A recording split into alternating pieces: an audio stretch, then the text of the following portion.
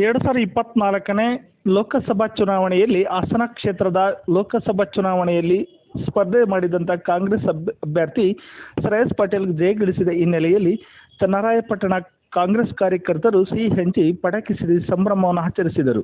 ಇವತ್ತು ಹಾಸನ ಜಿಲ್ಲೆ ಜನತೆಗೆ ನಾನು ಫಸ್ಟ್ ಕೃತಜ್ಞತೆ ಸಲ್ಲಿಸ್ತೇನೆ. ಇವತ್ತು ಹಾಸನ ಜಿಲ್ಲೆಯಲ್ಲಿ ಈ ತರ ದಕ್ಕ ಪಾಠ ಕಲಿಸಿದ್ದಾರೆ ಅಂದ್ರೆ ಇವತ್ತು ಯಾ ದುಡ್ಡು ಯಾ ಎಣ್ಣೆ ಬಾಡು ಏನು ಉಳಿದಿಲ್ಲ. ಈ ಸಲ ಜನ ತಕ್ಕ ಪಾಠ ಕಲಿಸಿದ್ದಾರೆ.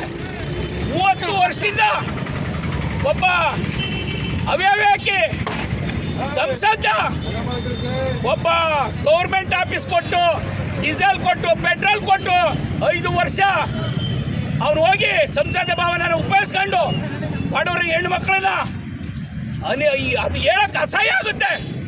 ಆ ಮಟ್ಟಿಗೆ ನಮ್ಮ ದುಡ್ಡನ್ನ ಅದನ್ನ ಏನು ಇವತ್ತು ಕಸ್ಟಡಿ ತಗೊಂಡಿದ್ದಾರೆ. 5 ವರ್ಷದಿಂದ ನಮ್ಮ ದುಡ್ಡು ಏನು ಹೋಗಿದೆ ಅದನ್ನ ಎಲ್ಲ ಪೂರ್ತಿ ಕಟ್ಕೊಡ್ಬೇಕು. ಯಾಕೆಂದ್ರೆ ನಮ್ಮ ಜನ ಏನಿದ್ದಾರೆ ಇಲ್ಲಿ ಇವರು ಟ್ಯಾಕ್ಸ್ ಕಟ್ಟೋದು, ನಾವು ಕಟ್ಟರೆ ಟ್ಯಾಕ್ಸ್ ಕಟ್ಟೋದು. ಒಂದು ಬೆಂಕಿ ಬಟ್ಟೆ ಇರ್ಬೋದು, ಒಂದು ಚಪ್ಪಲಿ ಇರ್ಬೋದು, ಒಂದು ಶೂ ಇರ್ಬೋದು, ಒಂದು ಟವಲ್ ಇರ್ಬೋದು, ನಾವು ಕಟ್ರೆ ಕಟ್ಟೋರು ನಮ್ದು ಟ್ಯಾಕ್ಸ್.